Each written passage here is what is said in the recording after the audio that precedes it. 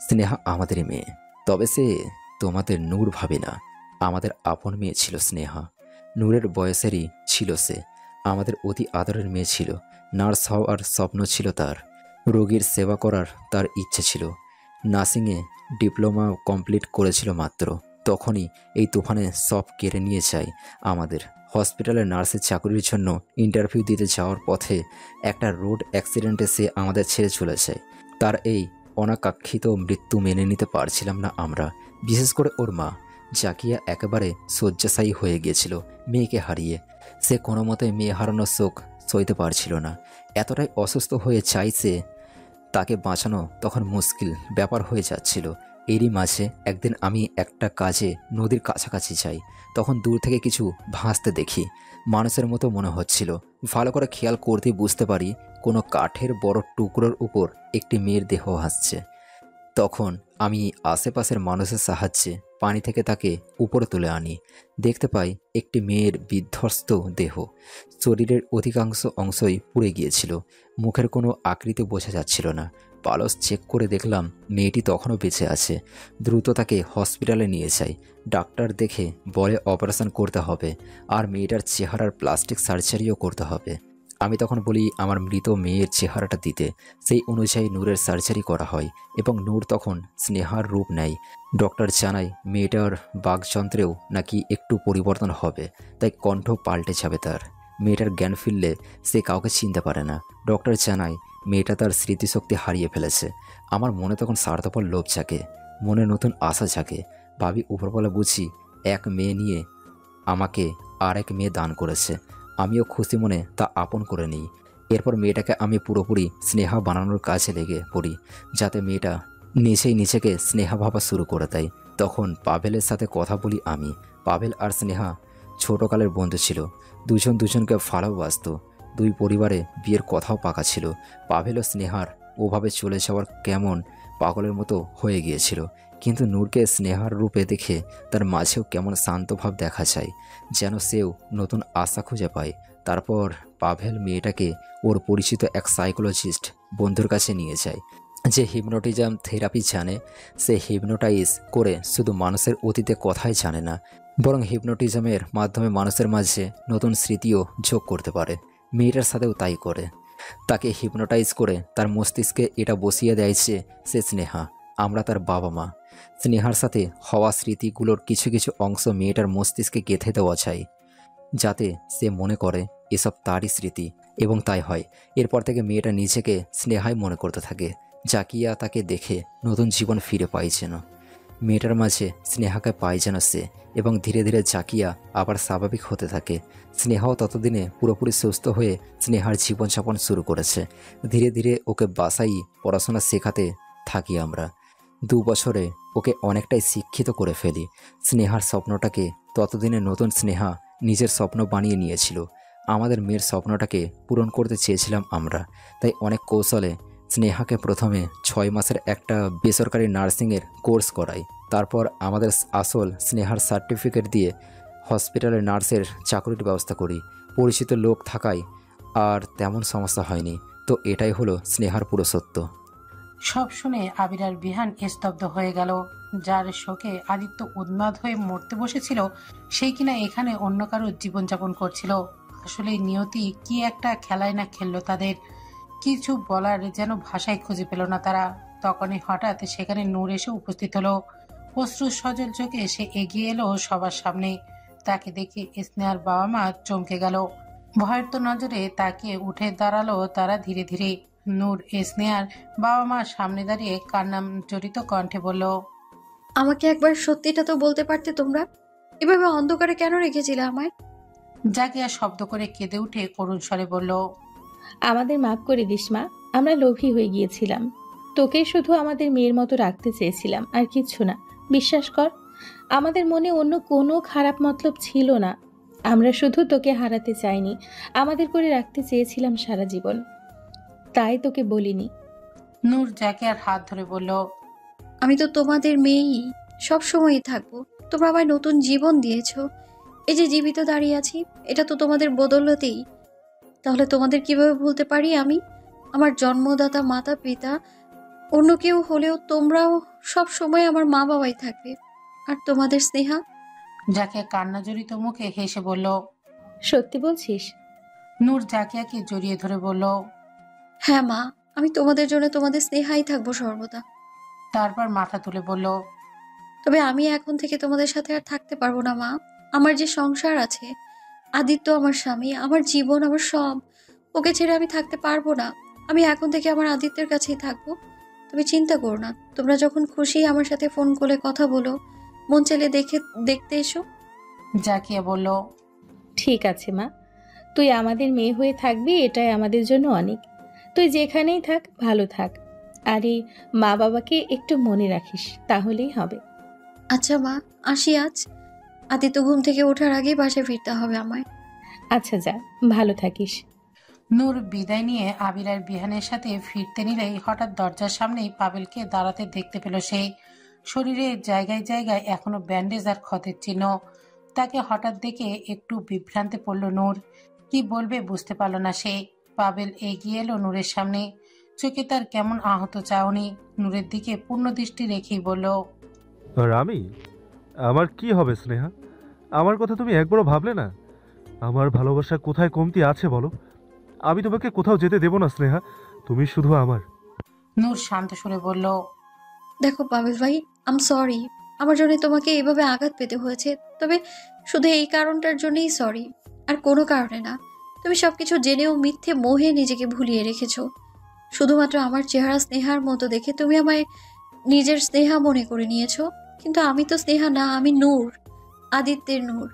আমি আদিত্যের বিবাহিত স্ত্রী। আমার মনে শুধু আদিত্য ছাড়া আর কেউ কখনো আসতে পারবে না। এই নূরের উপর কেবল আদিত্যের অধিকার আছে, আর কারো নেই। তাই তুমিও এই মোহ ভুলে নিজেকে সামলে নাও। স্নেহাকে মৃত মেনে নিয়ে নিজের জীবনে অগ্রসর হও। এতেই তোমার জন্য ভালো আছে আশা করি। বলেই নূর বেরিয়ে গেল, সাথে আবির আর বিহানও। পাবেল পেছন থেকে লালিমা ভরা চোখে তাকিয়ে রইল তাদের দিকে। মনে মনে বলল। এত সহজে না স্নেহা, তুমি শুধু আমার, আর আমারই হবে। ডক্টরের কেবিনে বসে আছে নূর আর আবির। আদিত্যর নতুন রিপোর্ট চেক করছে ডক্টর। নূরের চেহারা চিন্তার ভাব। আদিত্যর রিপোর্ট যেন এবার ভালো আসে এমনটাই মনে প্রাণে দোয়া তার। রিপোর্ট দেখার পর ডাক্তার বলল। মিসেস সাওয়ারিয়ার, মিস্টার আদিত্য রিপোর্টে এবার অনেকটা ইমপ্রুভমেন্ট দেখা যাচ্ছে। এটা অনেক ভালো সাইন। তার শারীরিক অবস্থারও অনেক উন্নতি হয়েছে। নূরের মুখে স্বস্তিকর আনন্দের হাসি ফুটল। আবিরও ডক্টরের কথায় খুশি হয়ে গেল। জিজ্ঞেস করলো। তাহলে কি আদিত্য একবারে সুস্থ স্বাভাবিক হয়ে যাবে ডক্টর? যাবে। তবে তার জন্য আমাদের এবার ট্রিটমেন্টের ডোজ বাড়াতে হবে। মিস্টার আদিত্য যেহেতু এখন সব মেডিসিন নিতে আর সমস্যা করে না, তাই এবার আমাদের তাকে কিছু পাওয়ারফুল ডোজ দিতে হবে। এর সাথে নিয়মিত থেরাপি দিতে হবে। এই কোর্স শেষ করলে আশা করি মিস্টার আদিত্য পুরোপুরি আবার আগের মতো একেবারে স্বাভাবিক হয়ে যাবে। তবে হ্যাঁ, এই কোর্সে কিছু সাইড ইফেক্টও আছে। নূর চিন্তিত সুরে বলল। কেমন সাইড এফেক্ট ডক্টর? এই মেডিসিনের অনেক পাওয়ারফুল এবং শরীরে যাওয়ার পর অনেক যন্ত্রণাদায়কও হয় এটা। তাই এটা নেওয়ার পর রোগী নিজের মাঝে থাকে না, যন্ত্রণায় নিজের নিয়ন্ত্রণ হারিয়ে ফেলে। আশেপাশে যে কোনো ব্যক্তি বা বস্তু যাই হাতের কাছে পায় তার উপরই এর বহিঃপ্রকাশ করে। আমরা বেশিরভাগ সময় এই মেডিসিন দেওয়ার পর রোগীকে চেয়ার বা বেডের সাথে হাত পা লক করে রাখি, যাতে কোনো কিছু করতে না পারে। আর হ্যাঁ, আরও একটা কথা আছে এখানে। মেডিসিনের প্রভাব যখন কমে আসবে তখন রোগীর মাঝে অনেক রকম পরিবর্তন দেখা যায়। সেটা যে কোনো রকম হতে পারে। তাই সবাই মানসিকভাবে প্রস্তুত থাকবেন। যদিও প্রথম প্রথম এই পরিবর্তন শুধুই ক্ষণিকের জন্য অস্থায়ীভাবে হয়, তবে কোর্স শেষ হতে হতে সব পুরোপুরি ঠিক হয়ে যাবে। ডক্টরের কথায় নূর মনে আতঙ্কের বৃহৎ পাহাড় জমল। কেমন পরিবর্তন আসবে? আদিত্য কি ওকে ভুলে যাবে তখন? স্নেহার চেহারায় এই নূরকে কি আর সে মেনে নিবে না? না, এইসব এখন ভাববো না। আমি এতটাও স্বার্থপর হতে পারি না। শুধু নিজের কথা ভাবতে পারি না। এখন সবচেয়ে বেশি জরুরি আদিত্যের সুস্থ হয়ে ওঠা। এর বেশি আর কিছুই জরুরি না। নূর ডাক্তারের উদ্দেশ্যে বলল। যেটা করলে আদিত্য ভালো হবে আপনি সেটাই করুন। ওর সুস্থতার পরিবর্তে সব মঞ্জুর। ঠিক আছে, তাহলে আজ থেকেই শুরু করা যাক। আমি মেডিসিন লিখে দিচ্ছি, ওটা ফার্মেসি থেকে আনান। তারপর নার্স কেবিনে এসে ইঞ্জেকশন পুশ করে দিবে। নূর বলে উঠল। ডক্টর, আমি নিজে ইনজেকশন পুশ করতে পারি, অন্য নার্স লাগবে না। আচ্ছা ঠিক আছে, তাহলে সেটাই করুন। নূর আর আবির মাথা নেড়ে ডক্টরের কেবিন থেকে বেরিয়ে এলো। আবির গেল ডক্টরের দেওয়া মেডিসিনগুলো আনতে, আর নূর আদিত্যের কাছে গেল। বিহান আদিত্যকে নিয়ে ওর সেই ভিআইপি কেবিনে বসেছিল। নূর আসতেই আদিত্য দ্রুত নূরকে ধরে অস্থির কণ্ঠে বলল, কোথায় গিয়েছিলে অ্যাঞ্জেল? একা একা কোথাও যেতে নেই, হারিয়ে যাবে তো। আর আমরা এখানে কেন এসেছি? চলো বাসায় যাই, ভালো লাগছে না আমার এখানে। যাবো তো হিরো, এই তো কিছুক্ষণ, আর তারপরেই চলে যাব। আমি তো তোমার সাথেই আছি, এই দেখো। নূর আদিত্যের হাত ধরে বেডে বসালো। কিছুক্ষণ পর আবির মেডিসিন নিয়ে ঢুকলো কেবিনে। তার হাতে মেডিসিন দেখে আদিত্য ভ্রু কুঁচকে বলল, এত মেডিসিন কেন এনেছিস? কি হবে এগুলো দিয়ে? আবির একবার নিজের হাতে থাকা মেডিসিনের দিকে তো আর একবার আদিত্যের দিকে তাকালো। আদিত্যের প্রশ্নের জবাবে প্রস্তুত করতে সময় নিচ্ছে সে।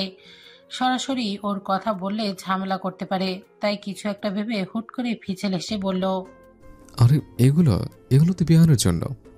হঠাৎ আবিরের এমন কথায় বিহান বেচারা যেন ঠুস করে আকাশ থেকে এইমাত্র ধরনীতে প্রকট হলো। আদিত্য জিজ্ঞেস করলো, কেন? বিহানের কি হয়েছে? আরে কি হয়েছে বল, কি হয়নি? বিহান তো পুরাই গেছে গা। ওর শরীর এখন অসুখের গোটাউন। এত অসুখ যে শরীর অঙ্গ প্রত্যঙ্গ লিক হয়ে অসুখ চুয়ে চুয়ে পড়ছে। গবেষকগণ এখন ওর কাছ থেকে অসুখ ধার নিতে আসে। কি বলিস? কিভাবে এত অসুস্থ হলো? আসলে কি কি অসুখ হয়েছে ওর? অনেক ভয়ানক অসুখ হয়েছে ওর। পুরো অঙ্গে অঙ্গে অসুখ ঝুলে ঝুলে আছে। ওর মাথায় অ্যাপেন্ডিসাইট হয়েছে, চোখে কোলেস্টেরল হয়েছে, নাকি ডায়রিয়া, দাঁতে ছানি পড়েছে, ফুসফুসে রাতকানা হয়েছে, পায়ে গ্যাস্ট্রিক হয়েছে, আর অনেক অসুখ হয়েছে ওর। ওর অসুখের বর্ণনা দিতে গেলে আমার চুল পেকে যাবে, তাও শেষ হবে না। কিন্তু ওকে তো দেখে মনে হচ্ছে না ও এত অসুস্থ। আরে তুই তো জানিসই বিহান কত মহৎ ব্যক্তি। ভেতরে ভেতরে অসুখের বুড়িকঙ্গে ডুবে যাচ্ছে, তবু আমাদের সামনে একটু দেখাবে না। কিন্তু আমি তো জানি ও কত অসুস্থ। ও যে দেখ, তাকে একবার ওর দিকে। আবিরের কথায় আদিত্য তাকালো বিহানের পানে। পর্যবেক্ষণ ও স্বরূপে চাহনি তার। চেহারায় বিহান ভ্যাবলা বনে গেল। সে কেমন প্রতিক্রিয়া দিবে বুঝতে পারছে না। বোকার মতো চাহনি দিয়ে দাঁড়িয়ে রইল শুধু। আবির সহমর্মিতা ভঙ্গিতে নাকাসুরে বলল, ওই দেখ দেখ বেচার কি অবস্থা। এই যে তাকে আছে, কখন না জেনে চোখের মনে খুলে হাতে চলে আসে বেচারার। তবু কেমন নিজেকে ঠিক দেখানোর কঠিন পরিশ্রম করে যাচ্ছে। আবির বিহানের দিকে এগিয়ে যেতে যেতে ন্যাকার ডোজ বাড়িয়ে দিয়ে বলল, আয় ভাই আয়, আমার বুকে আয়। তুই সত্যি মহান ভাই। কেমনি পারিস এত মহান হতে? আই স্যালিউট ইউ ভাই। বলতে বলতে বিহানকে জড়িয়ে ধরল আবির। বিহান তখন আবিরের কানের কাছে দাঁতে দাঁত পিষে বলল, ওই হারামির বাচ্চা, কি বোকাতাছস এসব? মাথায় কি গ্যাস্ট্রিক হয়েছে তোর? আবিরও কানের কাছে ফিস ফিস করে বলল, দেখ যা খুবই আমার এগো, আমার না হওয়া স্পার্মটারে টানতেছিস কেন? আরে আদির বোঝানোর জন্য মিথ্যে বলতে হয়েছে, বোঝ ভাই। আবিরের পর আদিত্য এগিয়ে গিয়ে বিহানকে জড়িয়ে ধরে সমর্মিত প্রকাশ করে বলল, চিন্তা করিস না মিহান, আমি কিছু হতে দিব না তোকে। ভালো ডাক্তার দেখিয়ে সারিয়ে তুলবো তোকে। আমি আছি না তোর ভাই? বেচারা বিহানের এই মুহূর্তে যেন কোরবানি বকরি টাইপের ফিলিংস হচ্ছে। নূর ইঞ্জেকশনের মেডিসিন ভরে আদিত্যের কাছে গেল। আদিত্য বলল, আমাকে কেন দিচ্ছ? অসুখ তো বিহানের, ওকে দাও। নূর বিপাকে পড়ে গেল। সাহায্যের জন্য আবিরের দিকে তাকালে আবির বলে উঠল, আরে আদি, বিহান অনেক ভীত। ইঞ্জেকশন নিতে বাচ্চাদের মতো গড়াগড়ি করে কান্না করে। তাই তুই ওকে একটু সাহস দিতে আগে নিচে নে, তাহলে ও ভয় পাবে না। কি যা তা বলছিস? ও কি বাচ্চা নাকি? ভয় পাওয়ার কি আছে? তোর বিশ্বাস হচ্ছে না? ঠিক আছে, এক্ষুনি দেখতে পাবি তুই। ভাবি বিহানকে ইঞ্জেকশন লাগান। আবির বিহানের উদ্দেশ্যে ফিস ফিস করে বলল। তুই কান্না শুরু করে দে। বিহান প্রথমে বুঝতে পারল না। আবির চোখ রাঙাতে একটু বুঝতে পারল সে। কিন্তু আনাড়ি বিহান মিছে কান্না করতে গিয়ে শুধু শব্দ করে উঠল। আবির দাঁত কিরমির করে বলল, শালা তুই কি এখানে পর্ন ভিডিও বানাচ্ছিস? ঠিক করে কাঁদতেও জানিস না? আবির বুঝতে পারল এই গাধাকে দিয়ে কাজ হবে না। তাই সে সবার অগোচরে বিহানের পিঠে শক্তি প্রয়োগ করে দুম করে একটা কিল বসিয়ে দিল। সাথে সাথে বিহান করে আর্তনাদ করে উঠল। তা দেখে আবির বলল, দেখলো দাদি কেমন বাচ্চাদের মতো কাছে? তুই একটু নে না আগে, তাহলে ওর ভয় কমে যাবে। বন্ধুর জন্য তো এইটুকু করতেই পারবি। আদিত্য তখন বন্ধুর ভয় দূর করার দায়িত্ব নিয়ে বলল। আচ্ছা ঠিক আছে, দাও আমাকে আগে দাও। নূর এবার আদিত্যের দিকে যেতে নিলে আবির ধীর কণ্ঠে বলল। ভাবি, ডক্টর তো বলল রোগীকে আগে বেঁধে নিতে, নাহলে আউট অফ কন্ট্রোল হয়ে যায়। নূর বলল। দরকার নেই, হিরোকে আমি সামলে নেব। তাকে কোনো শেকলে বাঁধা থাকার কষ্ট আমি ভুগতে দেব না। যা হয় আমি তার জন্য প্রস্তুত। অতঃপর নূর আদিত্যকে বেডে শুয়ে দিয়ে হাতে ইঞ্জেকশন পুশ করলো এবং আদিত্যকে দেখানোর জন্য মিছে মিছে বিহানকেও সুই ঢুকালো। বেচারা বিহানের বিনা দোষে সুইয়ের চুবুনি খেতে হলো। ইঞ্জেকশন দেওয়ার পর নূর আবির আর বিহানকে বলল। আপনারা বাইরে যান, না হলে ও আপনাদের হার্ম করতে পারে। আবির বলল। পাগল হয়ে গেছেন ভাবি, আপনাকে রাধিকে এমন সিচুয়েশনে ফেলে কিভাবে যেতে পারি আমরা? আপনি একা ওকে কিভাবে সামলাবেন? বিহানও সহমত পোষণ করে বলল। ভাবি, আমরা কোনো কানে যাবো না, এখানেই থাকবো আদির লগে। নূর অগত্যা আর কিছু বলতে পারল না। এখন শুধু আদিত্যের উপর সে পুরো মনোযোগ দিল। আদিত্য হাত মুঠো করে তার পাশেই পা ঝুলিয়ে বেডের উপর বসে রইল। মিনিট খানেক অতিক্রম করার পর ধীরে ধীরে আদিত্যের প্রতিক্রিয়া শুরু হতে লাগলো। প্রথম প্রথম আদিত্য কেমন মাথা ডানে বামে নাড়াতে লাগলো, হাত পা কেমন টেনে টেনে আসছে। নূরের চেহারায় চিন্তা রেখা এবার বৃহৎ হতে লাগলো। ভীতিগ্রস্ত হলো তার চোখ মুখ। সময়ের সাথে আদিত্যের শারীরিক প্রতিক্রিয়া বাড়ছে, হাত পায়ের অস্থিরতা বাড়তে লাগলো। মুখ দিয়েও ব্যথাময় গোঙানির আওয়াজ বের হচ্ছে। নূরের চোখে প্রিয়তমার কষ্ট সইতে না পারার অশ্রু গড়িয়ে পড়ছে আপন বেগে। সে কি করবে? কি করলে তার স্বামীর কষ্ট দূর করতে পারবে সে? নিজেকে এই মুহূর্তে বড্ড অপারক অসহায় মনে হচ্ছে নূরের। আদিত্য হলে কখনো তার এঞ্জেলকে এভাবে কষ্ট পেতে দিত না। ঠিক কোনো না কোনো উপায় করে সব পীড়া দূর করে দিত। কিন্তু নূর কেন পারে না তার হিরোর কষ্ট দূর করতে? এইসব ভাবতে ভাবতে কান্না জড়িত চোখে নূর একবার মাথা মুখে হাত বোলাচ্ছে, তো একবার আদিত্যের হাত ধরে তাকে শান্ত করার চেষ্টা করছে। কিন্তু তার প্রয়াস যেন কোনো ফলাফলই আনছে না। আদিত্যের অবস্থা ক্রমে আরো বেগতিক ভয়াবহ হচ্ছে। সে এবার উচ্চস্বরে আর্তনাদ করছে আর গলা কাটা মুরগির মতো দাপাচ্ছে। বিহান আর আবির দুজন মিলে তার হাত পা চেপে ধরে রেখেও তাকে শান্ত করতে পারছে না। যন্ত্রণায় আদিত্যের সারা মুখ লাল বর্ণ ধারণ করেছে, কপালে নীল রগ ফুটে উঠেছে, চোখ ফেটে যেন রক্ত বের হবে এখনই। আদিত্য এই করুণ দশা নূর কিভাবে সইবে? বুকটা যেন ঝাঁঝরা হয়ে যাচ্ছে তার। প্রাণের চেয়েও প্রিয় মানুষটাকে এমন কষ্ট পেতে দেখা মৃত্যু যন্ত্রণার সমান। চোখে নোনা জল বাঁধ ভেঙে গড়াচ্ছে। এই পর্যায়ে আদিত্য অনিয়ন্ত্রণ হয়ে সর্বশক্তি প্রয়োগ করে আবির আর বিহানকে ধাক্কা দিয়ে সরিয়ে দিয়ে বিছানা থেকে উঠে গেল। কোমল নূর আর শক্তির সাথে পেরে উঠল না। আদিত্য উঠে দাঁড়িয়ে বদ্ধ উন্মাদের মতো আচরণ করতে লাগলো। দুই হাতে মাথা চেপে ধরে যন্ত্রণায় চেল্লাতে লাগলো, যার দরুন কেবিনে সব ভাঙচুর করে ফেললো। আবির বিহান ঠেকাতে গেলে ওদের উপরও আক্রমণ হলো। তাদের মেরে সরিয়ে দিয়ে সে গিয়ে দেয়ালে নিজের মাথা ঠুকতে লাগলো, যেন ভেঙে ফেলবে নিজের মাথা। নূর দৌড়ে গিয়ে তাকে ঠেকানোর চেষ্টা করলো, কিন্তু পারল না। আবির আর বিহান আবারও উঠে এসে আদিত্যকে টেনে সরিয়ে আনতে চাইল, কিন্তু আদিত্যের জোরের সাথে কোনো মতে পেরে উঠল না। তখন নূর আর কোনো উপায় না দেখে শেষমেশ সে দ্রুত আদিত্যের বুকে ঝাঁপিয়ে পড়ল। দুই হাতে আষ্টে পিষ্টে জড়িয়ে ধরল আদিত্যকে, জাপটে ধরে কান্না জড়ানো গলায় অনুনয় সুরে বলল।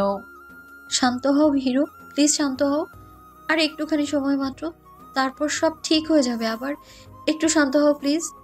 তবুও যেন আদিত্যের মাঝে শান্ত ভাব আসে না। সে হুঙ্কার করেই যাচ্ছে, তবে নূরও ছাড়ল না আদিত্যকে। আষ্টে পিষ্টে সর্বশক্তি দিয়ে জাপটে ধরে রেখেছে সে, আর বারবার আদিত্যকে শান্ত হতে বলছে। এইভাবে কিছু সময় যাওয়ার পর আদিত্যের ছটফটানি যেন কমে এলো ধীরে ধীরে। এক সময় শান্ত হয়ে এলো সে এবং শরীরে ভর ছেড়ে দিয়ে পড়ে যেতে নিল। তখন আবির আর বিহান মিলে ওকে ধরে আবার বেডে এনে শুয়ে দিল। বুঝতে পারলো ওর মেডিসিনের প্রভাব কমে এসেছে, যার কারণে এখন জ্ঞান হারিয়ে ফেলেছে সে। ডক্টর বলেছে প্রভাব কমে এলে প্রায় আধা ঘন্টা মতো এভাবেই অচেতন মতো ঘুমিয়ে থাকবে আদিত্য। তাই ওকে বেডে শুয়ে দিয়ে আবির আর বিহান আপাতত ওদের একা রেখে বাইরে চলে গেল। নূর বসলো আদিত্যের শিয়রের কাছে। আদিত্য অচেতন মুখখানার পূর্ণ মনোযোগে চেয়ে রইল সে। মাথা ঝুঁকিয়ে আদিত্যের মুখোমুখি আনলো, চোখের নোনা জল 2 ফোঁটা টুপটাপ করে আদিত্যের মুখের উপর পড়তেই দ্রুত নিজের চোখের জল মুছে নিল নূর। মাথা নুয়ে অধর জমালো আদিত্যের কপালে। তার মাথায় মুখে পরম আদরে হাত বুলিয়ে মায়াময় চাহনি ঠিকিয়ে করুণ সুরে বলল, জলদি ঠিক হয়ে যাও হিরো। তোমাকে যে এইভাবে দেখতে পাচ্ছি না আমি আর। এভাবে মানায় না তোমায়। তুমি তো আমার হিরো। সেই হিরোর মতো হয়ে যাও না আবার প্লিজ। বলতে বলতে আদিত্যের কপালের সাথেই কপাল ঠেকিয়ে বসে রইল নূর। থাকতে থাকতে একসময় ওভাবেই চোখ লেগে গেল তার। ঘুমের মাঝে মাথা গড়িয়ে আদিত্যের কাঁধে চলে গেল। ঘুম ভাঙল আদিত্যর বিড়বিড় করার আওয়াজে। নূর ঝট করে নিজেকে ঘুমের ঘোরে থেকেই টেনে তুলে মাথা তুলে আদিত্যের মুখের দিকে তাকালো। দেখতে পেল আদিত্য ঘুমের মাঝে বিড়বিড় করে তার এঞ্জেলকে ডাকছে। নূর আদিত্যের মুখে হাত বুলিয়ে বলল, হিরো চোখ খোলো, দেখো আমি তোমার পাশেই আছি। তোমার এঞ্জেল তোমার পাশেই আছে, তাকাও হিরো। ধীরে ধীরে চোখ খুলে তাকালো আদিত্য। স্বস্তিময় হাসি রেখা ফুটে নূরের ঠোঁটে। সেই হাসি মুখে করেই বলল, এই যে দেখো হিরো, তোমার এঞ্জেল তোমার পাশে আছে, কোথাও যাইনি আমি। নূরের মায়াময় কথার পরিপ্রেক্ষিতে এমন কিছু ঘটল যার জন্য নূর এই মুহূর্তে মোটেও প্রস্তুত ছিল না। হঠাৎ আদিত্য নূরকে 2 হাতে ধাক্কা দিয়ে নিজের কাছ থেকে সরিয়ে দিল। এত জোরে ধাক্কা দিল যে নূর ব্যালেন্স রাখতে না পেরে নিচে পড়ে গেল। নিচে তখন আদিত্যের ভাঙচুর করে ফেলা রাখা বস্তু কিছু ভাঙার টুকরো নূরের হাতে বিঁধল। তবে এই মুহূর্তে সে ক্ষতের চেয়ে বেশি আহত নূরের নজরে। সে আহত বিস্মিত নজরে সে তাকালো আদিত্যের পানে। তার আহত আর বিস্ময়ের মাত্রা 1000 গুণ বাড়িয়ে দিয়ে আদিত্য উঠে দাঁড়িয়ে রাগান্বিত কণ্ঠে বলল, এই মেয়ে, কে তুই? তোর সাহস কি করে হলো আমার কাছে আসার? আমার কাছে শুধু আমার অ্যাঞ্জেলের আসার অধিকার আছে। অ্যাঞ্জেল, আমার অ্যাঞ্জেল কোথায়? আদিত্য পাগলের মতো এদিক ওদিক তাকিয়ে তার এঞ্জেলকে ডাকতে লাগলো। আর নূর যেন পাথরের জমে রইল সেইভাবেই। কেমন অনুভূতি শূন্য হয়ে পড়ল সে। আদিত্য তাকে চিনছে না, এটাই তাকে বিমূর্ত বানানোর জন্য যথেষ্ট। আদিত্য যখন এদিক ওদিক তাকিয়ে তার এঞ্জেলকে পেল না, তখন যেন আরো হিংস্র রূপ ধারণ করলো। সে নূরকে টেনে তুলে ক্ষুদ্র চোখে তাকিয়ে বলল, আমার অ্যাঞ্জেল কোথায়? কি করেছিস তুই আমার অ্যাঞ্জেলকে? বল, কোথায় রেখেছিস? নূর যেন কোনো প্রতিক্রিয়াই দিতে পারল না। কেমন বোবার মতো তাকিয়ে আছে শুধু। তা দেখে আদিত্যের পাগলামো আরো বাড়ল। সে ক্ষেপে গিয়ে নূরের গলা চেপে ধরলো এক হাতে। গলা চেপে ধরে পেছনের দেয়ালে নিয়ে আটকে ফেললো তাকে। ক্ষিপ্ত সুরে বলল, বল অ্যাঞ্জেল কোথায়? কি করেছিস আমার অ্যাঞ্জেলের সাথে? আদিত্যর চেল্লানোর শব্দ শুনে আবির আর বিহান দৌড়ে এলো ভেতরে। আদিত্যকে ওভাবে দেখে তারাও ভীষণ চমকে গেল। দ্রুত গিয়ে ছাড়াতে চাইলো তাকে, কিন্তু পাগল আদিত্য জোরের সাথে বরাবরের মতোই পেরে উঠল না তারা। এদিকে নূরের চোখ মুখ নীল হয়ে উঠেছে। দম নিতে পারছে না সে। অবস্থা বেগতিক দেখে বিহান দ্রুত গিয়ে ডক্টর নিয়ে এলো। ডক্টর সবার প্রথম আদিত্যকে একটা ইঞ্জেকশন পুশ করে দিল।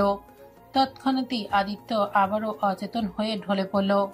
আদিত্যের হাত থেকে ছাড়া পেতে কাঁচতে লাগলো নূর, আর বড় বড় শ্বাস টানতে লাগলো। আর একটু হলেই বুঝি তার নিঃশ্বাস একেবারেই বন্ধ হয়ে যেত। আবির ডক্টরের কাছে জানতে চাইল আদিত্যের এমন আচরণের কারণ। ডক্টর তখন বোঝালো এমনটা হতে পারে সে আগেই বলেছিল। এটা মেডিসিনের প্রভাব হয়েছে। এটা খারাপ না, ভালো সাইন। তবে এরপর জ্ঞান ফিরলে আর এমন করবে না। আবারও যেমন ছিল তেমনই হয়ে যাবে। এই প্রতিক্রিয়ার এইভাবেই চলতে থাকবে। কোর্স শেষ হলেই তখন আদিত্য পুরোপুরি ঠিক হয়ে যাবে। ডক্টর বলল আদিত্যকে এখন বাসায় নিয়ে যেতে পারে তারা। বলা শেষ করেই চলে গেলেন ডাক্তার।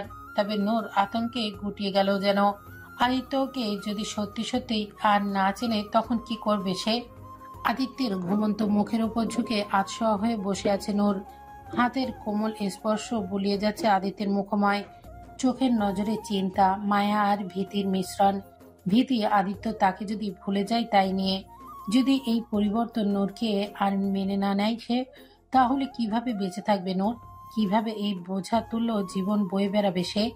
সেই হৃদয় দমানো ভাবনাটাই নূরকে আতঙ্কে সিটিয়ে দিচ্ছে। অবাধ্য চোখের জল বারবার বেরিয়ে আসছে বাঁধ ভেঙে। আবার আদিত্যের জন্য চিন্তায় তাকে বিমর্ষ করে দিচ্ছে। তার অসুস্থতা স্বস্তি দেয় না ক্ষণিকের জন্য নূরকে। সেই মুহূর্তে সব ভুলে শুধু আদিত্যের সুস্থতাই কামনা করে সে। আদিত্যকে বাসায় আনা হয়েছে মিনিট 30 হলো। তখন থেকেই তার কাছ থেকে 1 সেকেন্ডের জন্য নড়েনি নূর। যেন আদিত্যের চোখ খুলে নূরকে না দেখলেই বুঝি তাকে ভুলে যাবে। এমনটাই ভীতি নূরকে আদিত্যের কাছ থেকে সরতে দিচ্ছে না। আদিত্যের কপালে কপাল ঠেকিয়ে আছে সে। কিছুক্ষণ পর আদিত্যের শরীর মৃদু নরণচরণ অনুভব করলো নূর। কপাল থেকে হাত একটু উঠে আদিত্যের মুখের দিকে তাকালো উদ্বিগ্ন চোখে। কপাল কুঁচকে ধীরে ধীরে চোখ খুলে তাকলো আদিত্য। চোখের পর্দা সরতে নূরের চিন্তাগ্রস্ত মুখটা প্রতিময় হলো তার নজরের সীমানায়। নজর কিছুক্ষণ ওইভাবে স্থির হলো। নজর কেমন আনমনা তার নজর। অন্তর কাঁপছে নূরের। ভীতিতে ভরাট হয়ে যাচ্ছে তার দু চোখ। আদিত্য কি তাকে চিনতে পারছে নাকি পারছে না, এই ভয়ে হৃৎপিণ্ড জমে যাচ্ছে তার। গলার মাঝে দলা পাকিয়ে আসছে কেমন। ভেজা ঢোক গিলল নূর। চোখের পানি আবারও নতুন উদ্যমে উপচে পড়তে চাচ্ছে যেন। ঠিক তখনই আদিত্যের ঠোঁটে প্রশস্ত হাসি টেনে বলল, আরে অ্যাঞ্জেল, এভাবে কি দেখছো? নূরের মনে হলো এতক্ষণে কেউ তার গলা চেপে ধরে নিঃশ্বাস আটকে রেখেছিল। আদিত্যের মুখে এঞ্জেল ডাকে শুনতেই যেন তার আটকে রাখা নিঃশ্বাসটা ছেয়ারা পেল। চোখের পানি আবারও গড়ালো, তবে এবার খুশির। চোখের জল আর ঠোঁটের খুশির হাসি। কান্না মিশ্রিত হাসি হেসে নূর ঝাট করে আদিত্যের বুকে হামলে পড়ল। দুই হাতে জাপটে ধরে বুকে পড়ে কাঁদতে লাগলো সে। ঘাবড়ে গেল আদিত্য। নূরের দুই বাহু ধরে তাকে বুকের উপর থেকে তোলার চেষ্টা করে উদ্বিগ্ন স্বরে বলল, অ্যাঞ্জেল, কি হয়েছে? কাঁদছো কেন? বলো আমাকে। নূর উঠল না, বরং আরো সর্বশক্তি দিয়ে খুব শক্ত করে জড়িয়ে ধরে লেপটে গেল আদিত্যের বুকের সাথে, যেন চামড়া ভেদ করে হৃৎপিণ্ডে ঢুকে যাওয়ার অদম্য ইচ্ছা। এদিকে আদিত্যের চিন্তায় অকুল, বারবার দেখে যাচ্ছে নূরকে। খানিক পর নিজেকে সামলে নিয়ে চোখের পানি মুছে নূর নিজেই মাথা তুলল। ঘাবড়ে যাওয়া আদিত্যের কপালে চুমু খেয়ে দুই গালে আর নাকের ডগায় চুমু ছোয়ালো। নাকে নাক ঠেকিয়ে আদিত্যের গালে হাত বুলিয়ে চোখে চোখ রেখে প্রশস্ত হাসি টেনে বলল, কিছু হয়নি হিরো, তোমার এঞ্জেল একদম ঠিক আছে। যতক্ষণ এঞ্জেলের হিরো তার কাছে আছে ততক্ষণ তার কিচ্ছু হতে পারে না। তুমি থাকবে তো সবসময় এভাবে আমার সাথে? কখনো দূরে সরিয়ে দেবে না তো? এই পর্যায়ে আদিত্য মুচকি এসে নূরের কানে নিজের হাতের 4 আঙুল দিয়ে আর বৃদ্ধা আঙুল নূরের গালে রেখে নূরের মুখটা নিজের কপালে আর নাকের সাথে আরেকটু জোরালো ভাবে লাগিয়ে দিয়ে বলল, এখন তোমার আমার চোখের মাঝে যে দূরত্ব আছে, এটাই তো আমার মান্য না। আর তুমি দূরে সরিয়ে দেওয়ার কথা বলছো, সে তো ইহকালেও সম্ভব না অ্যাঞ্জেল। আদিত্যের দেহে প্রাণ থাকতে তার অ্যাঞ্জেলকে কেউ আলাদা করতে পারবে না তার থেকে, কেউ না। হাসি ফুটল নূরের চোখে মুখে। নূরের কপালে চুমু খেয়ে এলো আদিত্য। এবারে সে নিজেও নূরকে বুকে জমিনে মিশিয়ে নিল। প্রশান্তির বহর বইল দুজনার মাঝে। একটু পর নূর আদিত্যের বুক থেকে উঠে বসে বলল, চলো গোসল করে ফ্রেশ হয়ে নাও, তারপর ডিনার করতে হবে। আদিত্য কেমন আলসেমি দেখিয়ে বলল, আর একটু শুয়ে থাকি না, ভালোই তো লাগছিল। আসো আমার বুকে আসো।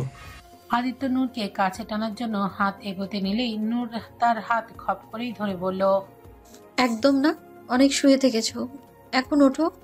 দিন দিন একদম আলসে হয়ে যাচ্ছ, চলো ওঠো তাড়াতাড়ি। নূর আদিত্যের হাত টেনে ধরে ওঠানোর চেষ্টা করছে, কিন্তু নাজুক নূর কি এই বিশালদেহী পুরুষটাকে তুলতে পারে? নূরের চেষ্টা অসফল হতে দেখে হো হো করে হাসতে লাগলো আদিত্য। নূর ক্লান্ত হয়ে অসহায় কণ্ঠে বলল, এমন কেন করছো? ওঠো না প্লিজ, গোসল করে খাবার খেয়ে নাও। আচ্ছা ঠিক আছে, যেতে পারি, কিন্তু আমার একটা শর্ত আছে। তোমাকেও আমার সাথে যেতে হবে। তুমি আমাকে গোসল করিয়ে দেবে। রাজি হলে বলো, তাহলে উঠছি আমি, না হলে এইভাবেই পড়ে থাকবো আমি। নূর হার মেনে নিল শেষমেশ। আদিত্যর কথা মেনে বলল, আচ্ছা ঠিক আছে চলো। আদিত্য বিস্তর হেসে ঝট করে উঠে নূরের সাথে ওয়াশরুমের দিকে এগোলো। ওয়াশরুমে ঢুকেই নূর বলল, টি শার্ট খোলো। আদিত্য দুই হাত উঁচু করে বাচ্চাদের মতো করে বলল, খুলে দাও। নূর অসহায় হাসলো আদিত্যের বাচ্চামো দেখে। টি শার্টের নিচ থেকে ধরে ওপরের দিকে তুলে মাথা ওপর দিয়ে বের করতে চাইলো, কিন্তু নিজের থেকে লম্বা আদিত্যের উচ্চতার সামনে সে খাটো পড়ে গেল। তাই আদিত্য ওপর থেকে ধরে নিজেই খুলে নিয়ে নিচে ফেলে দিল টি শার্ট। নূরের সামনে দৃশ্যমান হলো আদিত্যের উন্মুক্ত চওড়া বুক আর সুঠাম দেহ। নজর যেন কেমন বেলাজ হলো নূরের। অসভ্য নজর কেমন থমকে গেল। গলা শুকিয়ে আসছে হঠাৎই তার। অদ্ভুত শিহরিত অনুভূতি কেমন অপ্রস্তুত করে দিচ্ছে তাকে। কোনো রকমে নিজেকে সামলে নিয়ে নূর বালতি থেকে মগ করে পানি নিয়ে আদিত্যের কাঁধে ঢাললো প্রথমে। তারপর শাওয়ার জেল ফোমে লাগিয়ে আদিত্যের হাতে পিঠে আর বুকে ঘষে দিতে লাগলো। আর আদিত্য দুষ্টুমি করে নিজের শরীরের ফেনা হাতে নিয়ে নূরের গায়ে ছিটিয়ে দিচ্ছে বারংবার। তার কাজে নূর মিছে বিরক্ত প্রকাশ করলেও তার মুখে ঠিকই হাসি ঝুলছে আজ। আদিত্য হাসছে দুষ্টুমি করে, তার দুষ্টুমি বেড়েই চলেছে। সে এবার অনেকখানি ফেনা হাতে নিয়ে নূরের কাঁধে খোলা জায়গায় মাখিয়ে দিল। নূরের মাঝে সহসায় কেমন মৃদু কম্পনের আবির্ভাব ঘটল যেন। তা আরো বৃহৎ হলো আদিত্যের পরবর্তী ক্রিয়ায়, যখন আদিত্য আরো ফেনা হাতে নিয়ে নূরের পেটের কাছ থেকে কামিজের একটু সরিয়ে পেটের ওপর সেই ফেনা লাগিয়ে দিল। বিদ্যুৎ বেগে শিহরণ বয়ে গেল যেন নূরের সর্বাঙ্গে, জমাট বাঁধল সকল রক্তকণাগুলো, কম্পিত ছড়ালো হাত পায়ের মাঝে। নিজের বেসামাল অনুভূতিগুলো লোকাতে কোনো রকমে নূর অসহায় কণ্ঠে বলল, কি করছো হিরো? এমন করে গোসল করাবো কি করে? আদিত্যের ঠোঁটের কোণে দুষ্ট হাসি। সেই নূরের পেছনে হাত বাড়িয়ে শাওয়ারটা অন করে দিল হুট করেই। শাওয়ারের পানি গায়ে পড়তেই শিউরে উঠল নূর। আদিত্য নূরের হাত ধরে টান দিয়ে নিজের আরো কাছে টেনে নিয়ে বলল, এইভাবে। নূর হকচকানো কণ্ঠে বলল, আরে আরে কি করছো হিরো? ভিজে গেলাম তো আমি। তো যাও, আমি একা কেন গোসল করব? দুজনেই গোসল করব একসাথে। বলতে বলতে আদিত্য নূরের কোমর পেঁচিয়ে ধরে তাকে আরো মিশে নিল নিজের সাথে। নিজেকে ঠেকিয়ে রাখতে নূর দুই হাতে গিয়ে পড়ল আদিত্যের কাঁধে। ভিজতে লাগলো দুজন শাওরের ঝর্ণা ধারায়, শীতল পানিতে ভিজে একাকার দুটি মানবদেহ। নূরের বেসামাল অনুভূতি তাকে আরো বিমশ করে দিচ্ছে যেন। নিঃশ্বাসের গতিবেগ হচ্ছে ভারী, এলোমেলো ছন্নছাড়া হচ্ছে সর্বাঙ্গ ইন্দ্রিয়। আদিত্য তার দুষ্টুমি বজায় রেখে মাথা ঝাঁকিয়ে ভেজা চুলের পানিগুলো নূরের মুখে ছিটিয়ে দিল। তাতে যেন এবারে নিঃশ্বাস আটকে গেল নূরের। শিহরণের পীড়নে জমে গেল তার অঙ্গখানি। আদিত্যের নজর স্থির হলো নূরের ভেজা মোহনীয় হওয়া মুখবায়ে। শাওরের পানি তার মাথা থেকে গড়িয়ে চোখের পলক বেয়ে ঠোঁটের উপরে এসে থুতনির ওপর দিয়ে নিচে গড়াচ্ছে। আদিত্যের নজরে শুভ্রতায় নেশায় গাঢ় পারদ জমছে, মনে জাগছে নিষিদ্ধ বাসনা। আদিত্য নূরের থুতনির নিচে আঙুল ধরে থুতনি ধরে মুখটা উঁচু করে ধরল। চোখ বুজে ফেলল তৎক্ষণাৎ নূর। ভারী নিঃশ্বাস আরো বুঝি ভারী হলো তার। কম্পনের মাত্রা হলো তীব্রতর। শাওরের পানি এবার বৃষ্টির ফোঁটার মতো ঝরঝর করে পড়ছে নূরের চোখ মুখ ঠোঁটে। আদিত্যকে যেন মেরে ফেলছে নূরের এই মোহময়ী অবতার। নূরের এই জঞ্জবে ভেজা অধর জোগাল দেখে পানির মাঝে দাঁড়িয়ে থেকেও যেন আগুন লেগে যাচ্ছে তার ভেতর বাইরে, ঝলসে যাচ্ছে তার বক্ষদেশ। নেশায় বিমোহিত আদিত্য ধীরে ধীরে তার মুখ নামিয়ে অগ্রসর হলো নূরের সিক্ত অধর পানে। একসময় মিলিত হলো অধরে অধর, সর্বাঙ্গে তড়িৎ গতিতে বিদ্যুৎ শিহরণ বয়ে গেল নূরের। কাটা দিয়ে উঠল প্রত্যেকটা লোমকূপ। আদিত্যের নেশায় তাকে আরো চাহিদায় মাতাল করে দিল। সে নূরের অধরে সুমিষ্ট স্বাদে নিজেকে ডোবালো গভীরভাবে। তীব্র কম্পনের তোরে নূরের ঠিক থাকার দায় হয়ে গেল যেন। বিবস্ব হয়ে এলো তার সর্বশক্তি। দ্রবীভূত হয়ে বুঝি এখনই নিচে পড়ে যাবে সে। নিজেকে টিকিয়ে রাখতে তাই দুই হাতে আদিত্যের কাঁধে খামচে ধরল নূর। এতটাই জোরে ধরল যে নখগুলো গেঁথে গেল চামড়ার মাঝে। তাতে ভ্রুক্ষেপহীন আদিত্য। নেশায় পাগল হয়ে যাচ্ছে সে। এক হাতে নূরের কানের নিচ দিয়ে চুলের মাঝ দিয়ে, আরেক হাত কোমরে আরো শক্ত করে ধরে সেইভাবে পিছিয়ে গিয়ে দেয়ালের সাথে লেগে গেল। অধর ছেড়ে আদিত্য এবার ধীরে ধীরে নেমে এলো গলায় কাঁধে। নূরের গলা কাঁধে অধর লেপটিয়ে বিমর্ষ করে দিল তাকে। শিহরণ ছড়াচ্ছে বেসামাল নূর খামচে ধরল আদিত্যের চুলের গোছা। কম্পনে বশীভূত নূর এতটাই জোরে ধরল যে আদিত্য হঠাৎ মাথা যন্ত্রণা অনুভব করলো। নূরকে ছেড়ে দিয়ে দুই হাতে মাথা ধরল সে। তার চোখে মুখে ব্যথার ছাপ দেখা গেল। মাথা ধরে কেমন ঢুলতে লাগলো সে। আটকে উঠল নূর। সে আদিত্যকে ধরে উদ্বিগ্ন স্বরে বলল, কি হয়েছে হিরো? এমন কেন করছো? আদিত্য ব্যথাতুর কণ্ঠে বলল, জানি না, হঠাৎ মাথা যন্ত্রণা করছে অনেক।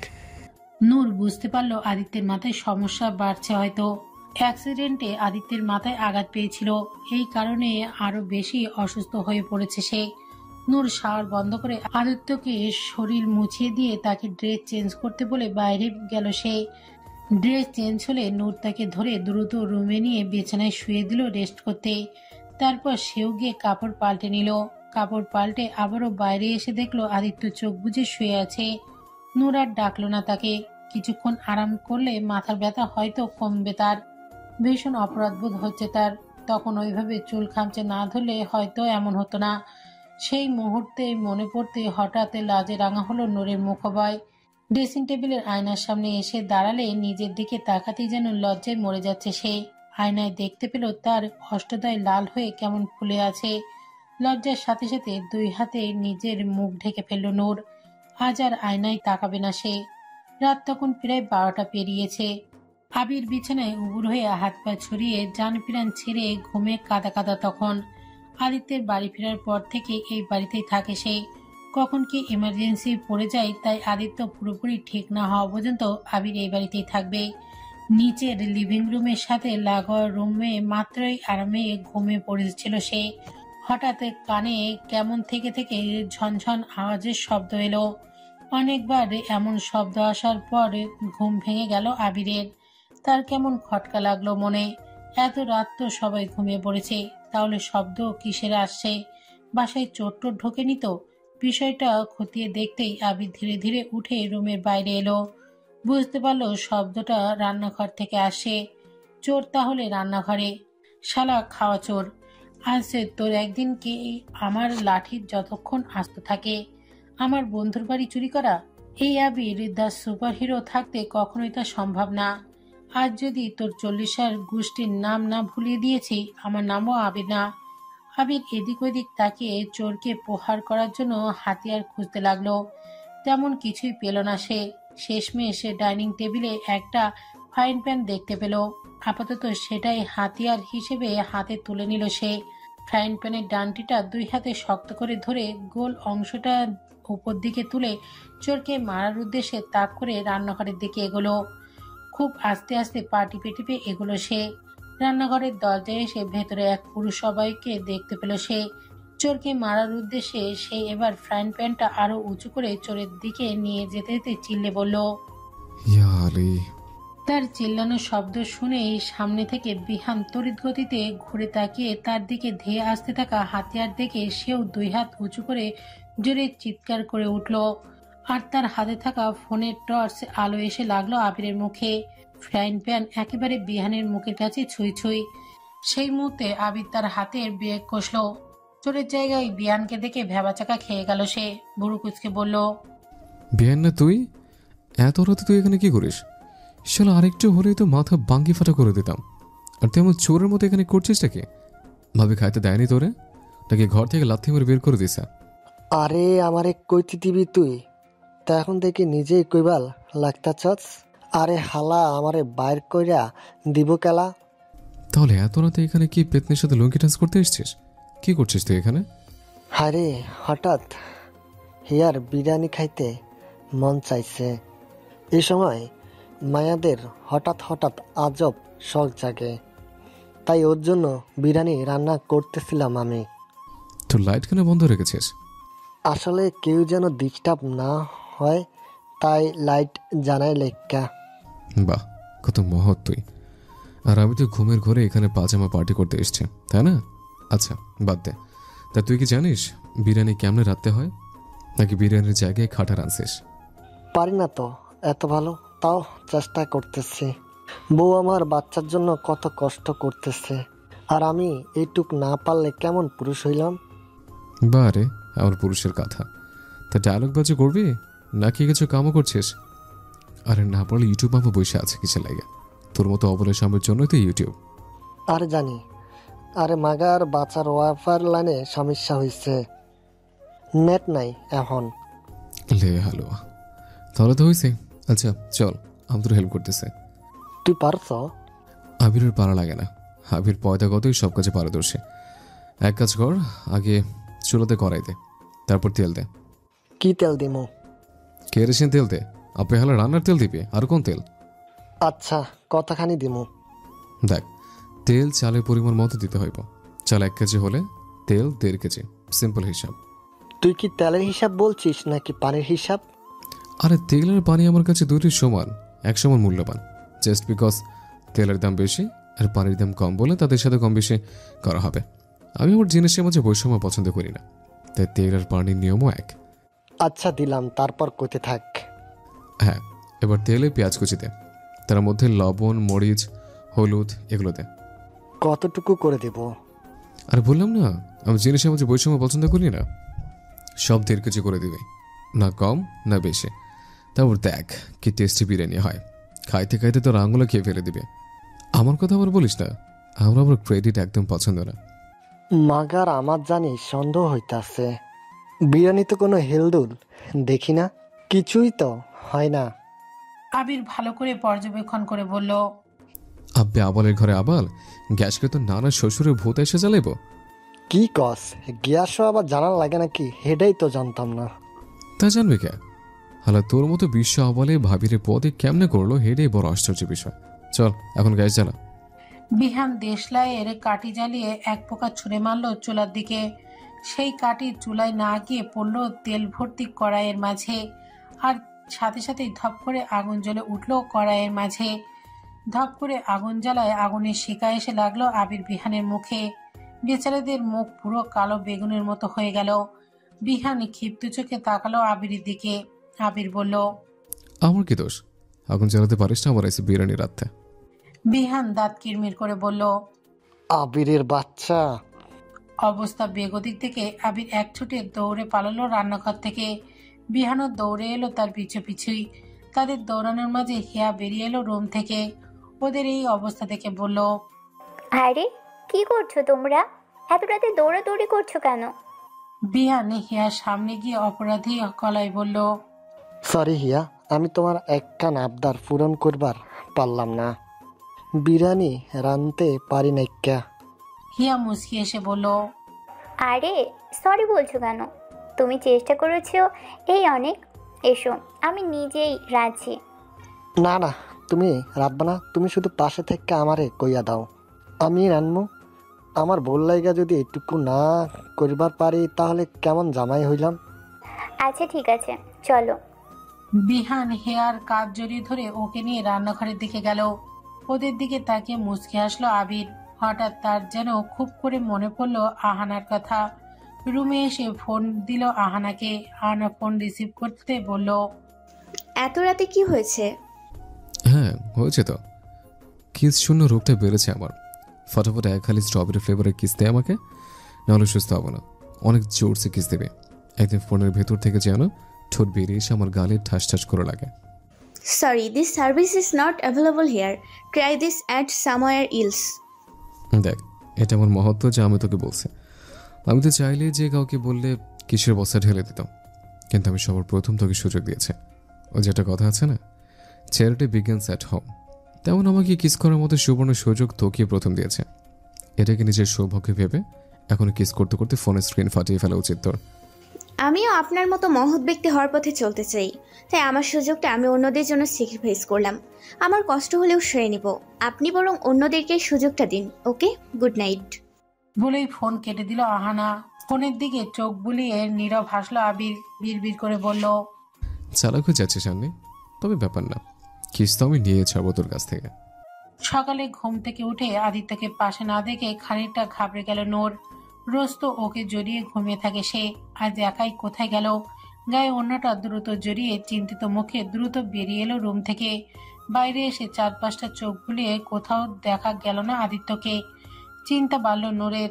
তাকে চিন্তিত অবস্থায় দেখে হিয়া এগিয়ে এসে বলল, কি হয়েছে ভাবি? এমন চিন্তিত দেখাচ্ছে কেন আপনাকে? আদিত্যকে কোথাও দেখেছো তুমি? সকাল থেকে দেখছি না ওকে। কি জানি ভাবি, আমি তো মাত্র এলাম, ভাইকে তো দেখিনি। আর বিহান, আবির ওদেরও দেখা যাচ্ছে না। নূরের চিন্তার গতি যেন বেড়েই চলেছে। নূর এবার বাসার মেন দরজা পার হয়ে বাইরে এলো আদিত্যকে খুঁজতে। বাইরে বের হতেই দেখতে পেল কাঙ্ক্ষিত ব্যক্তিকে। আবির আর বিহানের সাথে জগিং করতে করতে বাইরে থেকে মাত্রই আসছে সে। পরনে হালকা সবুজ রঙের হাতা কাটা ঢোলা টি শার্ট আর ট্রাউজার। জগিং করে ঘাম জমেছে তার কপালে বুকে। তাকে এই অবস্থায় দেখে অনেকটাই অবাক হলো নূর। আদিত্যকে আজ যেন সেই আগের মতোই লাগছে। তবে কি আদিত্য ধীরে ধীরে ঠিক হচ্ছে? এই ভাবনাটা যেমন খুশি বয়ে আনছে, তেমনি আদিত্যের কাছ থেকে দূরত্ব হওয়ার ভয়ও যেন জেঁকে বসেছে তাকে। এই মুহূর্তটা যদি সত্যি একদিন আসে, সেদিন কি আদৌ বেঁচে থাকবে সে? মাথা ঝাঁকে আপাতত সেসব খেয়াল ঝেড়ে ফেলল নূর। আদিত্যের সুস্থতায় যে বেশি জরুরি কিছু না, ও সুস্থ হচ্ছে এটাই সবচেয়ে খুশির বিষয়। নূরের পিছন পিছন হিয়াও এসে দাঁড়ালো। ওদের দিকে তাকিয়ে হেসে ফেলল সে। আবির আর বিহান বেচারাদের এক জিপ বেরিয়ে গেছে আদিত্যের সাথে জগিং করে। আবির বেচারা তো এখন কোনো রকমে টেনে হিসড়ে নিয়ে আসছে নিজেকে। বিহান আর পারল না, মাজাবাকে দাঁড়িয়ে থেকে পেটে হাত রেখে হাঁপাতে লাগলো। গলা শুকিয়ে ধুধু বালুচর হয়ে গেছে। এক্ষুনি যেন যান বেরিয়ে যাওয়ার পথে তাদের। আবির নেতিয়ে পড়ার মতো টেনে টুনে এসে বিহানের কাঁধ ধরে ঝুলে পড়ে বলল, বাঁচা ভাই আমারে, এই ভরা জীবনে মরে গেলে আমরা নারী সেবার কি হবে? সব তো সেবাবিহীন অসহায় হয়ে পড়বে। ওদের জন্য হলেও আমার বাঁচা ভাই। চুপ হালা, প্রথম তো আমারে বাঁচবাদ দে। আমি মরিয়া গেলে গা আমার বাচ্চাটা বাপ কারে কইব? মেহনত আমি করলাম আর বাপ ডাক আরেকজন শুনবো। এই দিনের লাইগা এত এত মাথার গাম পায়ে ফেলা এত শ্রম দিছি। শালারি আদিত্যটা এত স্ট্যামিনা পাই কই থেকে? শালা একটু ভালো হতে আমাদের হাল বেহাল করে দিছে। সকাল সকাল আরামের ঘুম রাতে টিভি সিরিয়ালের শাশুড়ের মতো এসে বরবাদ করে দিল। এই জগিংটা আবিষ্কার করছে কে? তারে পাইলে হাত পা বেঁধে দিন রাত মাহফুজুর রহমানের গান শুনে হাত ব্রেন সব একসাথে স্ট্রোক করে দিতাম। আমার মনে হয় এটা কোনো বউ পীড়িত স্বামীর আবিষ্কার। আসলে সে সকাল সকাল বইয়ের অত্যাচার থেকে বাড়ি থেকে পালেবার চাইছিল, মাগার বইয়ের কাছে ধরা পড়া যায়। বইয়ের মারের থেকে বাঁচনের লাইগা এই জগিনের আবিষ্কার করে। বাহ ভাই বাহ, কি দিলি! তোর হার্ড ডিস্কে এত ডাটা আছে জানাই ছিল না আমার। আমি তো অবাক বনে গেলাম। থ্যাংকস ইয়ার, কখনো অহংকার করি নাইকা। ওদের এত বেয়াদবি অবস্থার মাঝে আদিত্য দিব্যি জগিং করতে করতে এগিয়ে আসে। হঠাৎ পেছনে ওদের না দেখে থেমে গিয়ে পেছনে ফিরে তাকালো সে। ওদেরকে থেমে যেতে দেখে বলল, কিরে, কি হলো তোদের? থেমে গেলি কেন? এখনো আরো 3 রাউন্ড বাকি তো। আবির দুই কানে হাত চেপে ধরে টিভি সিরিয়ালের নায়িকার মতো করে বলে উঠল, নেহি, রহম করো জালিম, রহম করো। আর কত অত্যাচার করবি এই নাদার মাসুম বাচ্চার উপর? তোর মনে কি কোনো দয়া মায়া নেই? কি দোষ সে মাসুম বাচ্চাদের? না হয় দেখতে তোর চেয়ে বেশি কিউট, তা বলে এইভাবে বদলা নেবে? উপরওয়ালাকে ভয় কর সালিম, এত অহংকার ভালো না। দুনিয়াতে ন্যাংটা এসছিস, ন্যাংটা যেতে হবে, কোনো কিছুর সাথে যাবে না। তাহলে কিসের এত অহংকারের পাগলা? এই বয়সে এই হাল তোদের? 2 দিন পরে তো তোদের দেয়ালে ঝুলিয়ে রাখতে হবে। আবির এবার স্টান হয়ে এক বড় উঁচু করে বলল, কি এত বড় অপমান? তো আবার দ্য গ্রেট দ্য সুপার বয় আবিরের? এটা শোনার আগে আমার নানি কেন মরে গেল না? বিহান পাশ থেকে বলে উঠল, হাঁচাই তো, তোর নানি তো অনেক আগে টক্কায় গেছে গা, বহুত আগে। তুই চুপ থাক হালা। আমার নানি আমি যত বড় খুশি তাকে মারি। তোর কি? তোর তো ইজ্জত এমনিতেও নাই, আমারটা তো বাচ্চাতে দে। কেন কেন আমার ইজ্জত আবার কোন কাউয়া ঠুইকা খাইয়া ফেলাইল? ছি ছি বিহান, তুই ভাবে কি কাওয়া বলছিস? এত সুন্দর বউটাকে কাওয়া বলতে একবার তোর গলকণ্ঠতে বাঁধলো না? দাঁড়া, আমি এক্ষুনি বলছি ভাবিকে। ওই হালা কি কছ এইসব? হালা মার খাওয়াবি আজ। তাহলে চুপ থাক আর আমার সাপোর্ট কর। আবির আবার আদিত্যের উদ্দেশ্যে বলল, হ্যাঁ তুমি mister Aditya the macho man, তুই নিজেকে কি ভাবিস? হ্যাঁ, আমরা তোর থেকে কোনো অংশ কম না, বুঝছিস? ওদের কথার মাঝে হিয়া এগিয়ে এসে বলল, সেটা এক্ষুনি প্রমাণ হয়ে যাবে। কেননা একটা প্রতিযোগিতা হয়ে যাক, দৌড় প্রতিযোগিতা। ওই গেটের কাছ থেকে বাসার দরজা পর্যন্ত যে আগে পৌঁছাবে সে ফার্স্ট, আর বোঝা যাবে তার স্ট্যামিনাই বেশি। আবির অ্যাটিটিউড নিয়ে বলল, আর এটা তো বাঁ হাতের ছোট আঙুলের ব্যাপার, আমি রাজি। বিহান বলল, আমিও রাজি। হিয়া বলল, এত সহজ না, এখানে একটা টুইস্ট আছে। দৌড়ানোর সময় তোমাদের অন্য কাউকে কোলে নিয়ে দৌড়তে হবে। আদিত্য হাসি মুখে বলল, আইডিয়া পছন্দ হয়েছে আমার, আমি আমার অ্যাঞ্জেলকে নিয়ে দৌড়াবো। বলেই নূরের দিকে তাকিয়ে চোখ টিপ মেরে দিল আদিত্য। চোখ বড় বড় করে তাকালো নূর। বিহান অসহায় কণ্ঠে বলল, এটা ঠিক না, আমি তো এই অবস্থায় আমার বউরে কোলে লইয়া দৌড়াবার পারম না। তাইলে আমি কার নিমু? আবির বলে উঠল, তোমার তো তাও বউ আছে, আমার তো বউয়ের ছবিও নাই, আমি কারণেই দৌড়াবো। যদিও আমার আবার এত অহংকার নেই যে কোনো সুন্দর রমণীকে আমার কোলে দিয়ে দিলেই আমি ভদ্র ছেলের মতো বিনা বাক্যে কোলে নিয়ে দৌড়াতে আছে। হিয়া বলল, আমার কাছে একটা উপায় আছে। যেহেতু তোমাদের দুজনেরই কেউ নেই, তাই তোমরাই একজন আরেকজনকে কোলে তুলে দৌড়াও। আবির অসহায় কণ্ঠে বলল। এই দিনই দেখার বাকি ছিল, এ কেমন বিচার? আদিত্য হেসে দিয়ে বলল, এটাই তোর কর্মের ফল। নে বিহান, আবির রে কোলে নে। অতঃপর তাই করা হলো। আদিত্য নূরকে কোলে নিল আর বিহান আবিরকে। আবির বিহানের দিকে তাকিয়ে বলল, ছি ছি, কেমন বেচুরটাই ফিলিং হচ্ছে আমার। দেখ, আমার থেকে এমনভাবে তাকাবি না, আমি কিন্তু একদম ওই টাইপের ছেলে না। তুই অবজা হালা, আমারে ডিস্টার্ব করিস না। আচ্ছা আচ্ছা, অল দ্য বেস্ট। আদিত্য আর বিহানে পজিশন নিল। তারপর হিয়া হুইসেল বাজালেই দৌড়ানো শুরু করলো দুজন। আবির বিহানকে উৎসাহ দিয়ে বলল, चल धन्नो चल, आज तेरी बासंती तुको, आज तेरी आबिर इज्जत का सवाल है। কিন্তু শেষমেশ বেচারার ইজ্জত আর বাঁচল না। আদিত্য মুহূর্তের মধ্যেই নূরকে নিয়ে দৌড়ে নির্দিষ্ট স্থানে পৌঁছে গিয়ে ফার্স্ট হয়ে গেল। আদিত্য খুশিতে নূরকে নিয়ে গোল গোল ঘুরতে ঘুরতে বলতে লাগলো। আবির হেরে গিয়ে বিহানের কোলে থেকে তার উদ্দেশ্যে রাগ দেখিয়ে বলল, ছিলি তো হারাইয়া, আগে জানতাম তোর দ্বারা কিছু হবে না, তোর মধ্যে আর কোনো হাওয়াই নাই। বিহান খেপে গিয়ে বলল, আমার হাওয়া নাইকা তাই না? তাহলে তুই হাওয়া বর। বলে বিয়ান আবিরকে তুলে সামনে সুইমিং পুলের মাঝে ছুঁড়ে ফেলে দিল। আবির ঝট করে গিয়ে পড়ল পানির মাঝে। আবিরের নাকে মুখে পানি খেয়ে কোনো রকমে পানির মাঝে দাঁড়িয়ে বলল, এটা ঠিক করলি না হারামি, এইখানে মতো রে। বিয়ান হাসতে লাগলো। ঠিক তখনই হিয়া এসে পেছন থেকে বিহানকে ধাক্কা দিয়ে পানির মাঝে ফেলে দিল। তারপর বলল, লুজার দুইজনই, তাই একজন কেন ডুববে? বিহান অসহায় কণ্ঠে বলল। তুমি কি আমার বউ? হাসতে লাগলো ইয়া।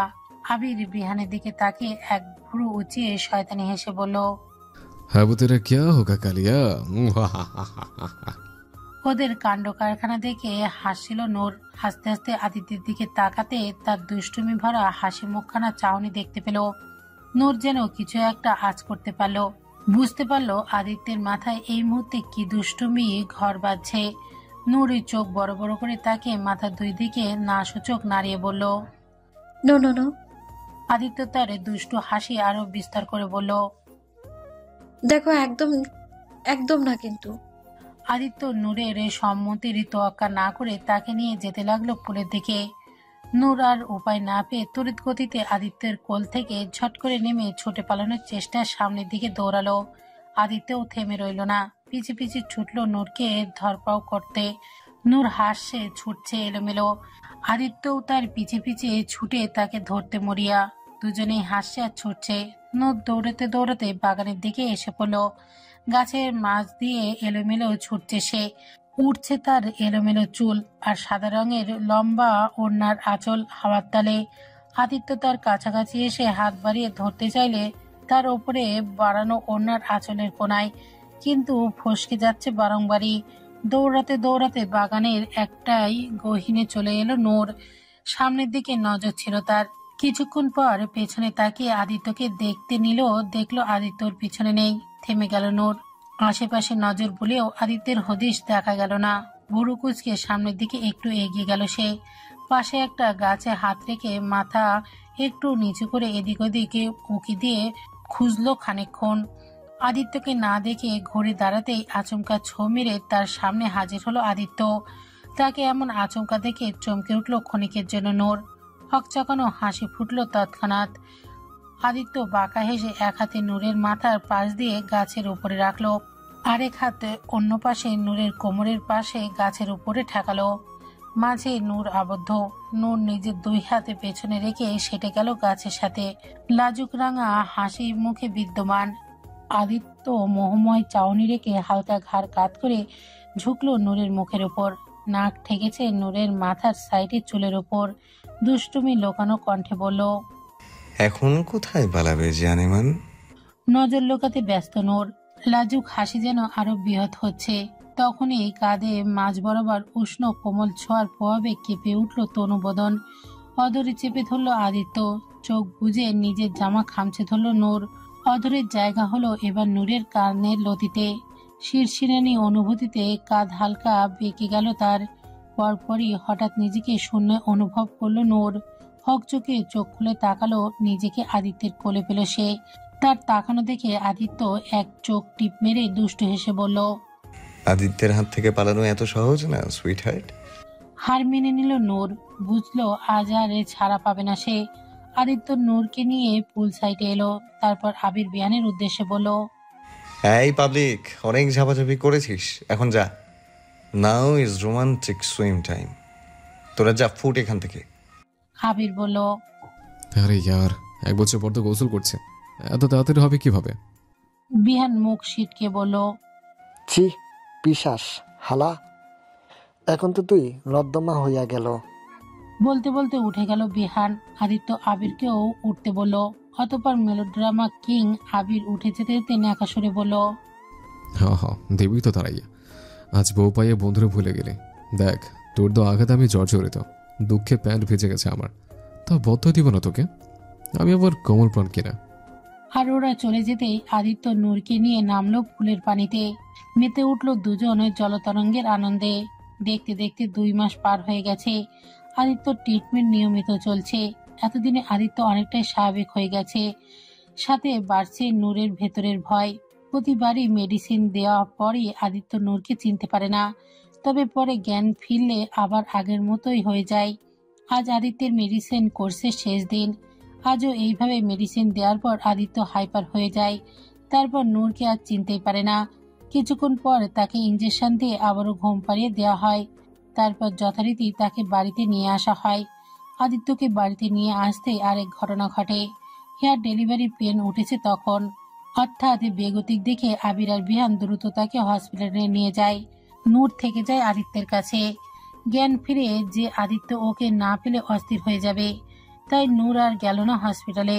আদিত্যকে বিছানায় শুয়ে সে ওয়াশরুমে ঢুকলো ফ্রেশ হতে। গোসল সেরে রুমে এসে আয়নার সামনে চুল ছাড়তে লাগলো। ছাড়ার মাঝে হঠাৎ আয়নায় দেখতে পেল আদিত্যর জ্ঞান ফিরে ধীরে ধীরে উঠে বসছে। এক হাতে মাথা চেপে আছে, হয়তো মাথা ভারী লাগছে। নূর তোয়ালি রেখে আদিত্যর দিকে এগিয়ে যেতে যেতে বলল, ঘুম ভেঙেছে তোমার? ভালো হয়েছে, এসো গোসল করিয়ে দিই তোমায়। আজকাল তো গোসল না করিয়ে দেওয়া পর্যন্ত তুমি জেদ ধরে বসে থাকো, অনেক দুষ্ট হয়ে গেছো আজকাল। এখন চলো তো। বলতে বলতে নূর আদিত্যের হাত ধরে ওঠানোর জন্য টেনে ধরলো। তৎক্ষণাৎ আদিত্য ঝটকা মেরে নিজের হাত ছাড়িয়ে নিল। নূর থমকিত চোখে তাকালে আদিত্য কপাল কুঁচকে বলল, হোয়াট ননসেন্স ইজ দিস? কে আপনি, আর আমার রুমে কি করছেন? এইভাবে অপরিচিত পুরুষের রুমে ঢুকে হাত ধরে টানাটানি করা, এগুলো কি ধরনের অসভ্যতামি? নূর যেন মূর্তিতে পরিণত হলো মুহূর্তেই। হৃদয় বরফ কঠিন। সে যে ভয়ে শঙ্কিত ছিল, সেই দিন বুঝি এসে গেছে তার সামনে। আদিত্য আজ সত্যি সত্যি চিনতে পারছে না এই স্নেহারূপী নূরকে। অনুভূতি শূন্য নূর প্রতিক্রিয়াহীন হয়ে পড়ল। তখন আদিত্য আরো রাগী গলায় বলল, কথা বলছেন না কেন? কে আপনি? আর বিনা অনুমতিতে আমার রুমে ঢোকার সাহস কি করে হলো? আহত চোখ জোড়ায় প্রিয়তমকে হারানোর অশ্রু গড়িয়ে পড়ল। নিজেকেও তবু কোনো মতে টিকিয়ে রাখার চেষ্টা করে নূর বলল, দেখো আমার কথা শোনো, আমি সব খুলে বলছি তোমায়। আসলে আমি আপনার কোনো কথা শুনতে মোটেও ইন্টারেস্টেড না। আপনি এক্ষুনি বেরিয়ে যান আমার রুম থেকে। আমার স্ত্রী দেখলে ভুল বুঝবে। হঠাৎ যেন আদিত্যের কপালে চামড়ার টান হলো। মনে পড়ল তার নূর, তার এঞ্জেলের কথা। সে কম্পিত গলায় বলল, আমার অ্যাঞ্জেল কোথায়? আমার অ্যাঞ্জেল, আমাদের তো অ্যাক্সিডেন্ট হয়েছিল। নূর কোথায় তাহলে? Angel, Angel. আদিত্য পাগলের মতো ডাকতে ডাকতে এদিক ওদিক খুঁজতে লাগলো নূরকে। নূরের ভেতরটা চুরমার হয়ে যাচ্ছে। সে তবুও চেষ্টা চালালো। আদিত্যের সামনে গিয়ে বলল, দেখো আমার কথা শোনো প্লিজ, এমন করো না, আমি সব বুঝিয়ে বলছি তোমায়। নূরকে কোথাও না পেয়ে আদিত্য এমনিতেই অস্থির মরিয়া হয়ে গেল, যার দরুন সে ক্রোধিত হয়ে বলল, oh just shut up, just go from here. খোদে যা, খোদে যা। আদিত্য জোরে জোরে খাদিজাকে ডাকতে লাগলো। তার ডাক শুনে খাদিজা দৌড়ে এলে আদিত্য বলল, এই মেয়ে আমাদের বাড়িতে কিভাবে ঢুকলো? এক্ষুনি ওকে বের করো এই বাড়ি থেকে, রাইট নাও। খাদিজা কিছু বলতেই যাবে, তখন নূর চোখের ইশারায় তাকে মানা করলো। আদিত্য এমনিতেই অস্থির হয়ে আছে। এমতো অবস্থায় সে কোনো কিছু শোনার পর্যায়ে নেই। এতে হয়তো ওর আরো ক্ষতি হতে পারে। তাই নূর খাদিজার ইশারা করলো আদিত্যকে বলা অনুযায়ী কাজ করতে। খাদিজা নূরের হাত ধরে বাইরে নিয়ে যেতে লাগলো। যেতে যেতে অশ্রু সজল চোখে তাকিয়ে রইল সে আদিত্যের পানে। এটাই হয়তো তার শেষ দেখা তার প্রিয়তমাকে। দরজা খুলে দিতেই সম্মুখে নূরকে স্থির দাঁড়ানো দেখলো জাকিয়া। হঠাৎ নূরকে এখানে দেখে যেমন খুশি হলো তেমনই চিন্তিত হলো নূরের অবস্থা দেখে। মেয়েটার মুখ কেমন ফ্যাকাশে রক্তশূন্য, যেন মৃত কোনো ব্যক্তি দাঁড়িয়ে আছে তার সামনে। জাকিয়া শঙ্কিত হলো, মেয়ের কাছে এগিয়ে গিয়ে উদ্বিগ স্বরে বলল, স্নেহা, কি হয়েছে মা? তোকে এমন দেখাচ্ছে কেন? আর হঠাৎ এভাবে এলি যে? নূর অশ্রুঝরা নয়নে করুণ বেদনাত্মক চাহনিতে তাকলো জাকিয়ার দিকে। কেন যেন এই মুহূর্তে তার নিজের গর্ভধারিণী মায়ের চেয়ে বেশি জাকিয়ার কথাই আগে মনে পড়ল। তাই তো নিজের কষ্টের ভার নিয়ে নূর জাকিয়ার কাছে এসে হাজির হয়েছে। অসহায় নিদারুণ বেদনার্ত কণ্ঠে কেঁদে উঠে নূর বলল, মা আমি কি করব? আমার আদিত্য যে আমায় চিনতে পারছে না মা। আমার তো অস্তিত্বই শেষ হয়ে গেল। বলতে বলতে হো হো করে করুণ সুরে কেঁদে উঠল। জাকিয়া মেয়ের কষ্টে ব্যতীত হয়ে দ্রুত মেয়েকে জড়িয়ে নিল মমতার আঁচলে। মাথায় হাত বুলিয়ে দিয়ে বলল, শান্ত হ মা, কি হয়েছে আগে খুলে বল। এভাবে ভেঙে পড়লে হবে? আয় ভেতরে আয়। জাকিয়া নূরকে ধরে ভেতরে নিয়ে এলো। সবাই বসিয়ে অনেক চেষ্টার পর তাকে একটু শান্ত করালো। তারপর জানতে চাইলো কি হয়েছে। নূর তখন সব বিস্তারিত বলল জাকিয়াকে। সব শুনে জাকিয়ারও খুব খারাপ লাগলো মেয়েটার জন্য। সে নূরের মাথায় হাত বুলিয়ে দিয়ে সান্ত্বনা দিয়ে বলল, কাঁদিস না মা, এত ভেঙে পড়লে হবে? তুই চিন্তা করিস না। আদিত্য একবার সবটা জানতে পারলে দেখবি ঠিকই চিনতে পারবে তোকে। দরকার হলে আমরা গিয়ে কথা বলবো ওর সাথে। নূর তড়িৎ গতিতে বলল, না না মা, একদম একদম এটা করো না। মাত্র তো সুস্থ হয়েছে ও। এসব বলে ওকে নতুন কোনো প্রেশার দিতে চাই না আমি। এতে ওর মানসিক অবস্থা আবারও খারাপ হতে পারে। ও সুস্থ থাকুক, এর চেয়ে বেশি কিছু আমি চাই না আর। দেখলি তো টুকটুকি, এই ছিল তোর আদিত্য। সামনে আসা কথাটি উৎস খুঁজতেই নূর মাথা তুলে সামনে তাকাতেই পাবেলকে এগিয়ে আসতে দেখলো। গত 2 মাসে তার শরীরে আঘাতে সেরে গেছে সব। পাবেল আরো সামনে অগ্রসর হয়ে নূরের পাশে সোফায় এসে বসলো। তারপর বলল, কতটা অকৃতজ্ঞ এই লোকটা, যার জন্য দিনরাত এত সেবা করলি, সেই আজ ভালো হয়ে তোকে চিনল না। তুই আমাকে সেদিন বললি আমি নাকি চেহারার জন্য তোকে চাই, তাহলে আজ কি বলবি? আদিত্যও তো তোকে অন্য চেহারার দেখে চিনতে না পেরে ফিরিয়ে দিল, তাহলে ওর ভালোবাসা খাঁটি কিভাবে হলো? আর তুই ওই লোকটার জন্য আমাকে ছেড়ে দিলি। তবে আমি ভুলিনি তোকে, তোকে আমার চেয়ে বেশি ভালোবাসতে কেউ পারবে না। তুই চিন্তা করিস না, আমি আছি তো তোর পাশে। নূর চোখের পানি মুছে দৃঢ় কণ্ঠে বলল,